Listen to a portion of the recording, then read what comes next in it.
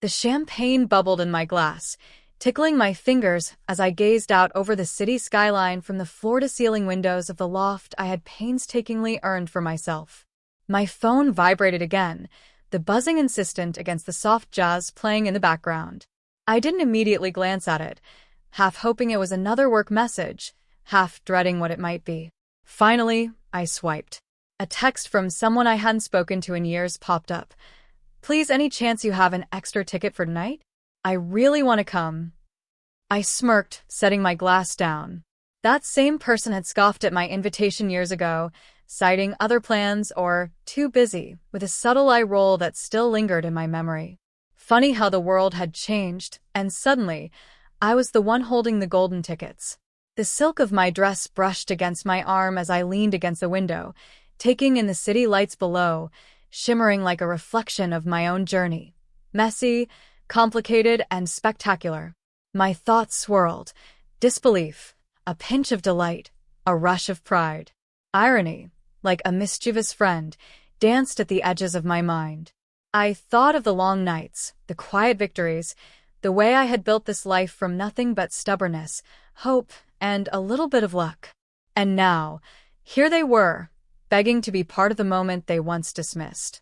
I laughed softly, a sound that carried both warmth and authority.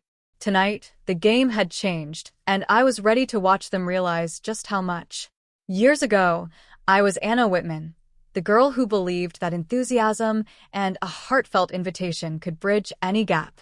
I remember holding a small stack of handmade invitations for my first big showcase, a modest but ambitious gallery exhibition I had poured my soul into. My hands shook as I pressed them into the envelopes, sealing each one with hope and a little gold sticker, thinking, this is my moment. They'll see me. They'll care. But they didn't. My best friends laughed, glancing at one another with polite smirks. "I don't know, Anna, maybe next time?" My cousin whispered, "I've got other plans." Even my mentor at the time, a kind older woman named Ruth, watched silently, not because she disbelieved in me, but because she knew this kind of rejection could either crush or ignite someone. The lump in my throat made swallowing almost impossible. I left the house that afternoon with my invitations clutched against my chest, my vision blurred by tears I refused to let fall in front of anyone. That sting of being dismissed, of being made small, was something I carried with me like a stone in my pocket. Every no whispered into my ear the lies I almost believed. "You're not ready. They won't care. Maybe you're too much." But then I remembered Ruth's words. She had handed me a small, worn notebook one rainy evening, her hand warm against mine. "Anna, write it all down. Every dream, every plan. Let them see it someday when you're ready. But more importantly, let yourself see it." That notebook became my talisman. Every sketch, every idea, every ambitious plan I scribbled into it was a promise to myself. I tucked it into my bag and made a decision that day. I wouldn't wait for approval. I wouldn't beg for attention. I would build, quietly but deliberately, until the world had no choice but to notice. And with that, the girl who had once been rejected took her first deliberate step toward independence, her heart heavy but determined, her mind set on a future she would shape on her own terms. After that day, I became a different version of myself, quietly ambitious, meticulously careful, and stubbornly determined. The notebook Ruth had given me was never far from my side. Every idea, every plan, every small victory was documented in its pages, like a roadmap to a life no one had believed I could have. I enrolled in evening courses, often sitting in classrooms where I was one of the few women and one of the youngest, too. I learned graphic design, event management, and marketing strategies, spending nights hunched over my laptop while the world outside slept. I worked multiple part-time jobs to keep the lights on, to pay for software and materials, and sometimes I felt utterly invisible. But Ruth's words echoed in my mind, a quiet drumbeat of encouragement. Let yourself see it. It was during one of those late nights at a coffee shop that I met Julia Harper, a seasoned event planner who recognized my potential immediately. "You've got vision," she said, eyes scanning the messy sketches in my notebook. "Most people give up before they even start. Don't be most people. Julia became my mentor, guiding me through the chaos of contracts, client calls, and design challenges. She pushed me harder than anyone else, and I pushed back because I knew I had to earn every inch of this future. Slowly, my small victories began to stack. My first big client was a boutique art gallery that trusted me to manage an entire show with minimal oversight. My heart raced as tickets sold out for the first time, a tangible proof that my labor, my vision, and my late nights mattered. Each success, though small, was a seed that grew into confidence, financial independence, and an understanding that I could thrive even without anyone cheering me on. I kept this life mostly secret. On social media, I posted generic updates, a blurry photo of a gallery wall, a subtle mention of a project. I didn't need recognition from the people who had laughed at me. Their skepticism had become irrelevant, a distant echo compared to the symphony of achievements I was composing in silence. And yet, there was a quiet satisfaction in imagining the moment they would see me, not the struggling, hopeful girl they had dismissed, but a woman who had quietly built a life that reflected every ounce of her determination. Every ticket sold, every event executed flawlessly, every compliment whispered behind closed doors, it all felt like a small triumph against the memory of their refusals. The notebook remained my talisman, now filled with plans realized and dreams expanded. Every page was a reminder that the power to shape my destiny had always been mine. I just had to claim it. The doorbell rang, echoing sharply through the loft. My fingers lingered on the polished brass handle for a moment longer than necessary, a small, private thrill bubbling in my chest. I knew who it was before I opened it. Those very people who had brushed off my invitation years ago, now standing on my doorstep, desperate, hopeful, and completely unaware of the life I had built. "Anna?" one of them asked nervously, her voice trembling like she wasn't sure she had permission to enter. I smiled, a slow, controlled smile that carried warmth on the surface and steel underneath. "Come in," I said, stepping aside. "I was hoping you'd make it tonight." Their eyes widened as they walked in, taking in the loft with a mixture of awe and hesitation. Expensive but tasteful artwork lined the walls. Sunlight glinted off the crystal chandeliers overhead. My curated collection of rare books and a grand piano in the corner spoke to years of painstakingly built elegance. Every detail reflected a life carefully constructed, one no one had anticipated. They paused, whispering among themselves, hesitant to disturb the perfection of the space. I led them to the center of the room, where the event staff were arranging the final touches and where my name, discreetly yet unmistakably, was on every program and display. I let them absorb it all in silence. The subtle click of heels, the rustle of fabric, the soft hum of conversation around them, it all heightened the tension. I wanted them to feel the weight of the moment, the distance between the person they had dismissed and the woman standing before them now. Finally, I spoke. "You all remember this, don't you?" I held up my notebook, worn at the edges, pages bursting with my plans, sketches, and calculations. "This is where it started. And this," I gestured around the loft, "is where I am now." The room went quiet. One of them stammered, "Double it how?" I chuckled softly. "You refused my invite once. You told me you didn't have time, that it wasn't important. Tonight, you're here asking for a ticket to be part of the very thing you dismissed." Faces flushed with embarrassment. Eyes darted toward the tickets in my hand, their desire thinly veiled. Their pride, once so certain, had crumbled.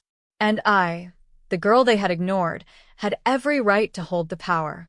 "I run this event," I continued, letting the words hang in the air. "I chose the artists, the performers, the guests. Every detail you see here, I created from nothing but my ideas, hard work, and a refusal to let rejection define me." They swallowed, silence stretching between us like a taut wire. Some averted their gaze. Others glanced down at their shoes, unable to reconcile the memory of my younger, hesitant self with the confident, composed woman in front of them. And in that moment, I realized something. The power of their astonishment wasn't just about tickets or recognition. It was about acknowledgement, about finally seeing that the girl they had refused had grown into a woman who could, and did, build her world on her own terms.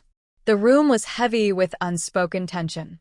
They had expected an invitation handed freely, a ticket tossed their way, a casual welcome.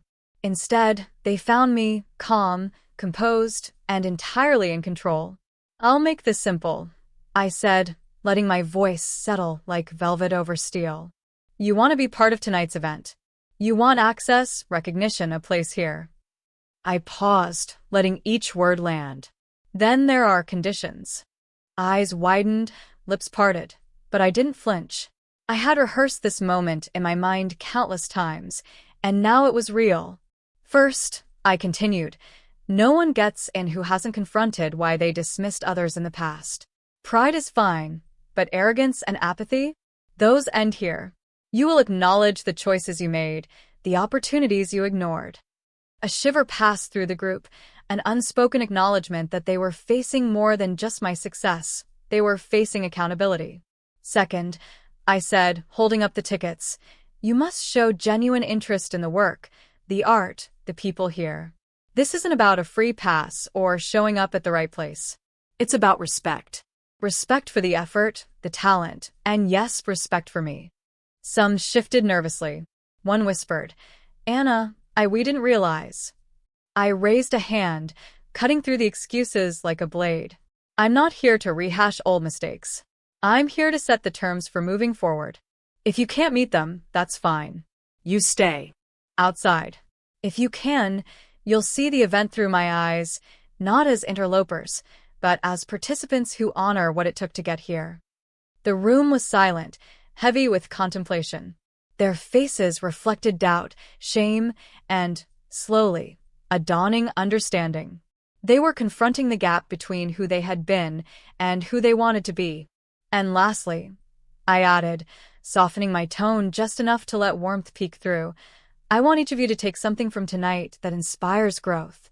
Pursue a passion. Correct a misstep. Treat this moment as an opportunity, not just a ticket to a show. Show me that the person standing here today is capable of more than they've shown before." The tickets gleamed in my hand, not a reward, but a promise. They weren't just entry to a venue. They were entry to accountability, self-reflection, and a chance to see the world differently. I let them absorb it, watching faces slowly shift from confusion to contemplation. Some nodded, small but genuine movements. Others held their breath, calculating whether they were willing to meet the challenge. For the first time, I felt the true weight of my journey. The girl once ignored had become a woman capable of setting boundaries without bitterness, of blending compassion with authority. The balance was perfect, and for the first time, they understood that their previous refusal had been a choice, but the next steps were theirs to earn. The evening unfolded in a way that felt almost surreal. Those who had once refused my invitation were now present, not just physically, but mentally, attempting to meet the conditions I had set. Some lingered quietly near the artwork, studying each piece with genuine curiosity. Others asked thoughtful questions, engaging with performers and staff in ways that reflected respect rather than entitlement. I watched them from across the room, a sense of calm satisfaction settling over me. The journey had been long, marked by rejection, late nights, small victories, and a persistent refusal to let doubt define me. And now, here they were, learning to step into a space they had once disrespected, and slowly, cautiously, they were rising to the challenge. I found a quiet corner, my fingers tracing the edges of the notebook Ruth had given me so many years ago.